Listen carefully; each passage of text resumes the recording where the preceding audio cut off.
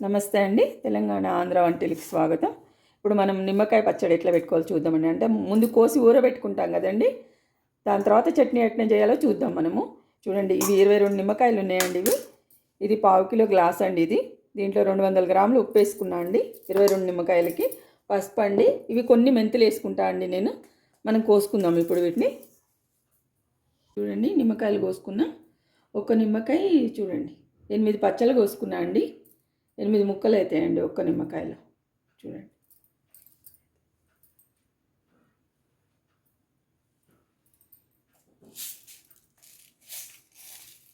కొంచెం మెంతులు వేసుకుందామండి, చాలా కొంచెం అండి. పసుపు వేసుకుందాం కొంచెం, ఉప్పు వేసుకుందామండి. పడుతుందండి ఇంత, కారం వేస్తాం కదా పడుతుంది.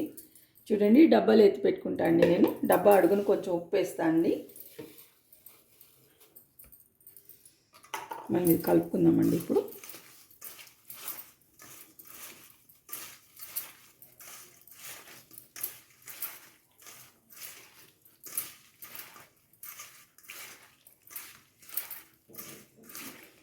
చూడండి, కలిపేసుకున్నాను. ఇప్పుడు మనం డబ్బాలు వేసుకుందామండి.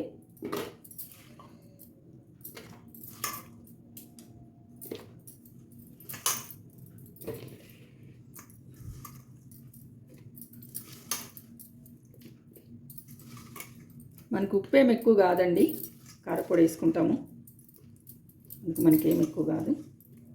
చూసిందా, ఉప్పు నీళ్ళు మీద వద్దామండి.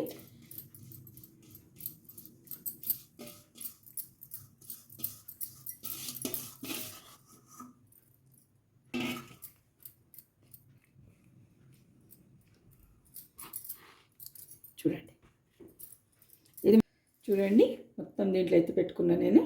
ఇది ఒక 4-5 రోజులు ఊరాలండి. ఊరినాక మనం కారం కలుపుకుందాం. చూడండి, మనం నిమ్మకాయలు ఊరబెట్టుకున్నాం కదండి, 20 నిమ్మకాయలు.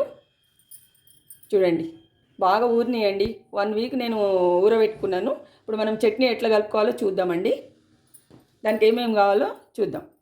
చూడండి, 200 గ్రాములు నూనె అండి, పల్లీల నూనె తీసుకున్నా నేను. అది 200 గ్రాములకి కొంచెం తక్కువ కారపొడి తీసుకున్నాను అండి, చాలా కొంచెం తక్కువ తీసుకున్నాను. అల్లం వెల్లిగడ్డ కావాలండి పేస్ట్ మనకి. ఆవాలు, జీలకర్ర, 2 ఎర్రమిరపకాయలండి మనం తాలింపు పెట్టుకోనికి. ఇంకా ఆవాలు జీలకర్ర పొడి కావాలండి, అది కూడా చూపిస్తాను మీకు నేను. చూడండి, ఇది ఆవాలు జీలకర్ర మెంతుల పొడి అండి. మనం ఒక 4 చెంచాలు మెంతులు తీసుకున్నాం అనుకోండి, దానికి డబల్ మనము జీలకర్ర తీసుకోవాలి. దానికి డబల్ అంటే ఒక 10 చెంచాలు 12 చెంచాల దాకా ఆవాలు తీసుకోవాలండి. మెంతులు 4 చెంచాలు తీసుకోండి. 8 చెంచాలు జీలకర్ర తీసుకోండి. ఒక 10-12 చెంచాలు ఆవాలు తీసుకోండి.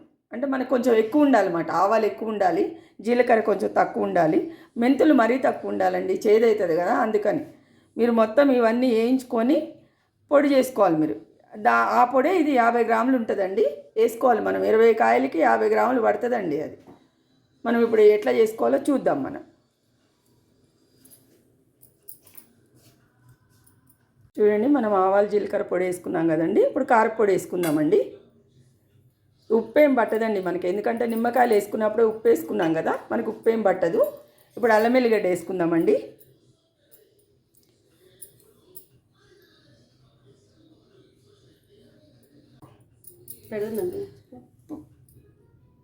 ఇప్పుడు అల్లం వెల్లిగడ్డ వేసుకుందామండి.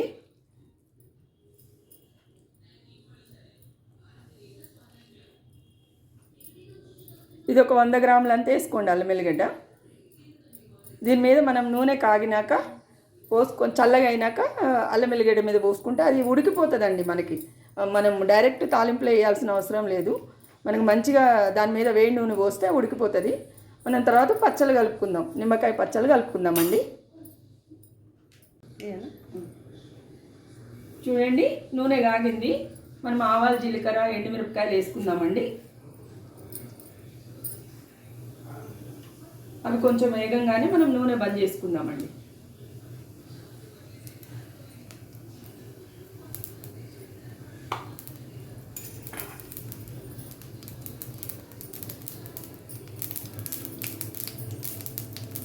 బంద్ చేద్దామండి పొయ్యి. ఇప్పుడు చూడండి వేగిపోయింది.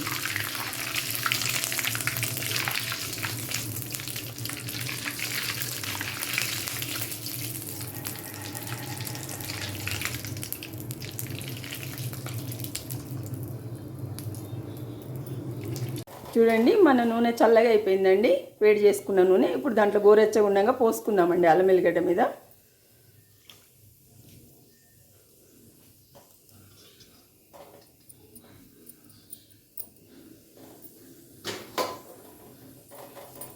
కలుపుకుందామండి ఇప్పుడు దాన్ని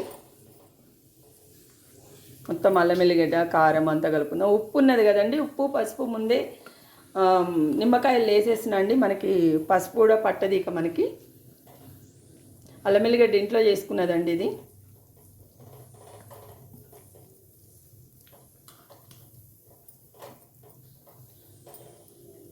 చూడండి మంచిగా కలుపుకున్నాం కదా.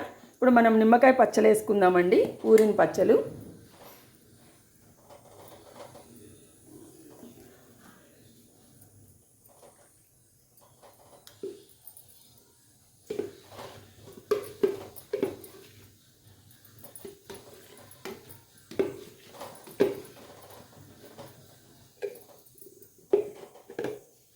ఇప్పుడు మంచిగా కలుపుకుందామండి.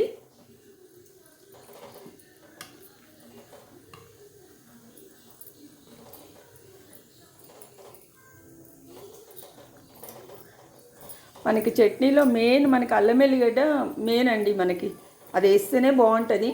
కొంతమంది ఒట్టిగా ఆవాలు జీలకర్ర పొడి వేసి కలిపేస్తారు. మీరు ఒకసారి అల్లం ఎల్లిగడ్డ వేసుకొని కలుపుకొని చూడండి, చాలా టేస్ట్ ఉంటుందండి.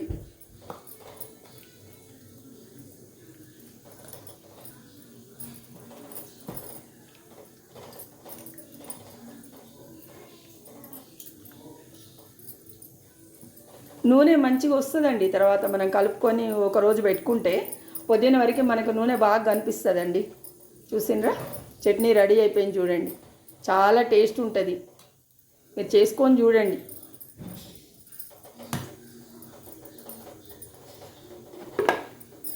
చూడండి మన చట్నీ రెడీ అయిపోయింది. చూసిండ్రా ఎంత బాగుందో. నూనె కూడా వచ్చేసింది చూడండి పైకి. ఇప్పుడే వచ్చిందంటే రేపు పొద్దునకి ఇంకా చాలా బాగా వస్తుంది. ఒకరోజు మనం ఊరబెట్టుకుంటే పొద్దున్న వరకు నూనె బాగా మీదకి తేలుతుందండి. మీకు నచ్చితే నాకు సపోర్ట్ చేయండి, కామెంట్ పెట్టండి. ఉంటానండి. నమస్తే. ఇక